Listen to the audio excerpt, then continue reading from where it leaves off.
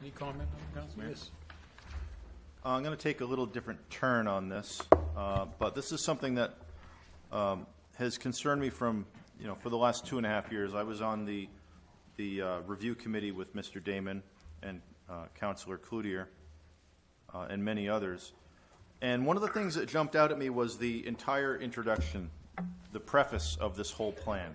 And I think the planning board and staff and the committee have done an amazing amount of work, and the body, the meat and potatoes of this plan is to be commended. But right out of the gate, I had some issues, and I'm going to go over a few things here. Just on the first page of our memo, covering page 9, there's 2 items, and one of them is established Lewistonians, and these are people in their 70s and older, and the second group was accomplished boomers, and that was added in because that whole demographic was missing from the original consultant's plan. So kudos to those on the committee who added that in. But I'm going to read a definition here, and I'll read the definition, then the word. The definition is having or showing a feeling of patronizing superiority, and the word is condescending. And my first reaction to this introduction in 2013, 2014 was, and I'm not 70 and I'm not 50 or 60, but I took offense to the condescending tone. It's been toned down a little bit, but I'm going to read something from both sections very briefly. This is regarding those established Lewistonians, now in their 70s and older. Many have worked in the mills and manufacturing industries, and it goes on to describe these people, generally speaking, they're parents of the boomers.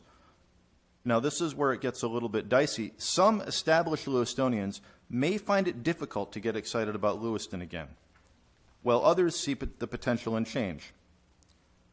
Now, there isn't a single demographic in this town that I know of who doesn't, to some degree, share those feelings, whether they're 18, 20, 25, 30, 45, 50, 75, 85. All of us know people in different demographics who feel that way. This goes on. They can and do provide a wealth of knowledge about the history, unique characteristics of their hometown. That's fine. But what we're doing is we're labeling and stereotyping one specific group of people as being a part of a perceived problem. And there are a lot of people in this town who don't have a positive vision of Lewiston. There are a lot of people who do. So in this particular sense, we're taking one group of people and saying, it's them. They're the ones that have a bad attitude. And we all know there's a lot of young people who can't wait to leave this town. That's one of our problems. We need to keep them here. Moving on, the accomplished boomers, people in their 50s and 60s, beginning to ease into their retirement years. Despite such negative experiences of Vietnam race riots, recessions, they have been a fortunate generation with more educational, financial, and social opportunities than any generation before them. It goes on. They expected the world to improve with time. Their years of experience are an asset, but they are challenged by the technological skills and experience of the next generation. Condescending. If we want everybody to embrace this document, we can't be doing it like this. And I would recommend that we remove these negative stereotypes, pigeonholing groups of people, and focus on the positives. And this was my contention from day one when I laid eyes on this plan. The body of it, I think we've got a lot done, but this lead-in is going to turn a lot of people off. And if we want everybody to embrace this, we need to address these issues, because if I was in one of these groups, I may not go any further than that.